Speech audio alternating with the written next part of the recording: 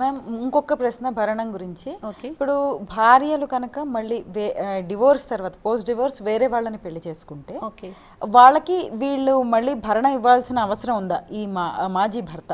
Yes, good question అడిగారండి. అది లేదండి. ఎందుకంటే ఈ భరణం అన్నది ఒకవేళ భార్యాభర్తలు విడిపోయిన తర్వాత కూడా భరణం కొన్ని కేసులు శాంక్షన్ అవుతుంది. అది భరణం అట్లా జరుగుతూనే ఉంటుంది. ఈ లోపల వాళ్ళు పాపము విడాకులు తీసుకొని మళ్ళీ పెళ్లి చేసుకోకుండా ఎవ్వరూ నవడేసి ఉండట్లేదు. మళ్ళీ మ్యారేజ్ చేసుకుంటే అంతటితో భరణం ఆగిపోతుంది, ఇవ్వక్కర్లేదన్నమాట. ఓకే మ్యామ్, ఇప్పుడు ఈ భరణం గురించి ఓన్లీ భరణం గురించి మాట్లాడుకుంటే ఇలా పెళ్లి ఏది అవ్వకుండా ఆవిడొక్కరే ఉండిపోయారు అని అనుకుందాం. భార్య ఎన్నాళ్ళ పాటు భార్యకి భరణం ఇవ్వాలి భర్త? జీవితాంతం ఇవ్వాలమ్మా. దీంట్లో ఇంకొకటి ఏముందంటే ఇప్పుడు భరణం ఒక 5,000 కోర్టు శాంక్షన్ చేసింది అనుకోండి. 5,000 కోర్టు శాంక్షన్ చేస్తే కొంతకాలం అయిన తర్వాత 1 year తర్వాత ఆ కోర్టు ఇచ్చిన 5,000 మాకు సరిపోవట్లేదు, ఆర్డర్ చేసినటువంటిది కొంచెం పెంచండి, రేట్లు పెరిగినాయి, అద్దెలు పెరిగినాయి, నాకు అనారోగ్యం వచ్చింది, ఎన్హాన్స్మెంట్ ఆఫ్ మెయింటెనెన్స్ అని పిటిషన్లు వేసుకోవచ్చు. మళ్ళా అతనికి జీతం పెరిగింది, అతని ఆర్థిక పరిస్థితి మారింది, నాకు ఇవ్వండి అని చెప్పేసి అడగొచ్చు.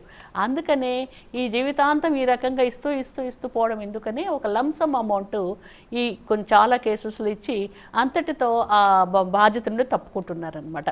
ఒకేసారి తడవకు నెలకు 10,000 నెలకు 10,000 నెలకు 10,000 అట్లా ఇవ్వకుండా ఒకేసారి ఇన్ని లక్షలు ఇస్తామమ్మా, ఇంకా మెయింటెనెన్స్ విత్డ్రా చేసుకో అని అడుగుతారనమాట. పర్మనెంట్ ఎలిమెంట్ ఇచ్చేసేసి ఆ కేసెస్ అంతటితో క్లోజ్ చేయించుకుంటారు. అట్లా ఉంటుంది. ఓకే మ్యామ్, ఇంకొక ప్రశ్న. ఇప్పుడు డివోర్స్ అయినప్పుడు అంటే యాక్చువల్లీ వాళ్ళు పెళ్లి చేసుకుంటారు కదా, పెళ్లి చేసుకున్నప్పుడు ఈ భార్యకి అయ్యే ఖర్చులు, వీళ్ళ పెళ్లి కూతురు తరపు అయ్యే ఖర్చులు ఉంటాయి కదా, వాటిని మళ్ళీ వీళ్ళు వెనక్కి అడగవచ్చా ఈ డివోర్స్ టైంలో? ఓకే, జనరల్గా అండి ఈ డివోర్స్ టైంలో ఏమంటారంటే మా నాన్నగారు 25 lakhs ఖర్చు పెట్టారు, 30 lakhs ఖర్చు పెట్టారు, అవి పెట్టారు ఇవి పెట్టారు అని అంటారు. జనరల్గా ఆ ఖర్చులు పెళ్లికి వివాహం కోసం చేసేటటువంటి ఖర్చులు వాపస్ ఇవ్వండి అని చెప్పేసి ఎక్కడ చెప్పట్లేదు. కాకుంటే తెలివిగా వాటిని ఒక 10 lakhs డౌరీ ఇచ్చారనుకోండి, ఇంకొక 5 lakhs యాడ్ చేసి 15 lakhs అట్లా తీసుకుంటారు. ఈ ఖర్చుల కింద అని అనరు అనమాట. ఖర్చులు అంటే ఎవరి ఇష్ట ప్రకారం వాళ్ళు పెట్టుకుంటారు. కొంతమంది గుళ్ళో పెళ్లి చేసుకుంటే తక్కువ ఖర్చు అవుతుంది, పెద్ద కళ్యాణ మండపంలో ఎక్కువ ఖర్చు అవుతుంది, భోజనాలు మామూలు భోజనాలు పెట్టిస్తే తక్కువ అవుతుంది, ఇంకా గ్రాండ్గా పెట్టిస్తే ఇంకా ఎక్కువ అవుతుంది. ఈ రకరకాలుగా ఉంటాయి కదా. మన మన బట్టలు ఖర్చు పెట్టిన డబ్బులు కానివ్వండి, నగలు ఖర్చు పెట్టిన డబ్బులు కానివ్వండి, ఇవన్నీ వాళ్ళ స్టేటస్ చూపించడం కోసం వాళ్ళు ఖర్చు పెట్టుకుంటారు. కాబట్టి ఆ వివాహ ఖర్చులు ఎట్టి పరిస్థితుల్లో వాపస్ రావు. డైరెక్ట్గా వివాహ ఖర్చులు అనకుండా ఈ రకరకాల 498 అవి ఇవి వేసి మొత్తానికి రాబట్టుకుంటున్నారు. వేరే రూపాయన రాబట్టుకుంటున్నారు, డైరెక్ట్గా లేదు ప్రావిజన్ అమ్మా.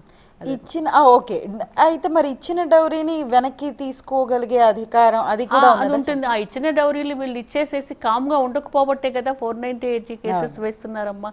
మామూలుగా బాబు మనకు సరిపడట్లేదు, మనం విడిపోదాము, మా పేరెంట్స్ ఇంత ఖర్చు పెట్టి అదే ఇంత మీకు ఇచ్చారు, కట్నం ఇచ్చారు, నా కట్నం నాకు వాపస్ ఇస్తే నేను విడిపోతానని చెప్తే ఎవ్వరూ మనకు తాంబూలంలో పెట్టి ఇవ్వట్లేదు. మేము ఇవ్వము, అసలు మీ పేరెంట్స్ ఏమి ఇచ్చారు ఏమి ఇవ్వట్లేదు అని చెప్పేసి ఇంకా ఆవిడను హింసకు గురి చేస్తున్నారు. అందుకే 498 పడుతున్నాయి. ఇవన్నీ కూడా డబ్బులతోనే ఎండ్ అయ్యే మ్యాటర్స్ అమ్మ. ఏది కూడా చివరి వరకు నిలబడట్లేదు 99% కేసులు. ఓకే, సో మ్యామ్ ఈనాటి కార్యక్రమంలో భరణం గురించి అలాగే కాలర్స్కి కూడా చాలా హెల్ప్ఫుల్ అడ్వైజెస్ ఇచ్చారు. అట్లానే భరణం గురించి కూడా చాలా అవేర్నెస్ తీసుకొచ్చారు. చాలా మందికి అసలు తెలియకపోవచ్చు ఎక్కడికి వెళ్ళి ఎట్లా ఫైల్ చేయాలి ఏంటి అన్న విషయం. అసలు చాలా మందికి ఫ్యామిలీ కోర్ట్ అనేది ఒకటి ఉంటుందని కూడా తెలియదు, అట్లానే ఉండిపోతూ ఉంటారు. అలాంటి వాళ్ళందరికీ కూడా మంచి నాలెడ్జ్ అనేది తెలియజేశారు. అందుకే మనం కాల్లో కొంచెం లెంగ్తీగా, ఎందుకంటే కొంచెం నాలెడ్జ్, ఎందుకంటే అందరు చూస్తుంటారు కదా, అందరికి అర్థమైపోతుందని. ఇందాక ఆ పాప కూడా లవ్ మ్యారేజ్ చేసుకుంటే ఎలాంటి పరిస్థితుల్లో చూడండి అట్లా అనమాట. అందుకని లెంగ్తీ కాల్స్ మనం మాట్లాడుతున్నాం. Thank you so much ma'am. Thank you so much. నమస్తే.